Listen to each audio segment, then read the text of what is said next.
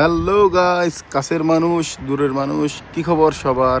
আমি এখন সিঙ্গাপুরে হোটেল থেকে বের হলাম, নাস্তা করার উদ্দেশ্যে মোস্তফা এরিয়ার দিকে যাচ্ছি। সেখানে বাংলাদেশি অনেক রেস্টুরেন্ট আছে, অনেক বাংলাদেশি সেখানে আড্ডা দেয়।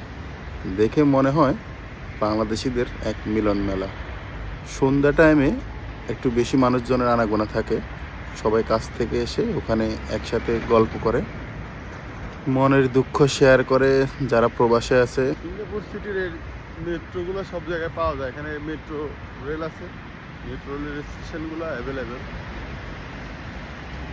এমআরটি বলে থাকে তারা সাধারণত।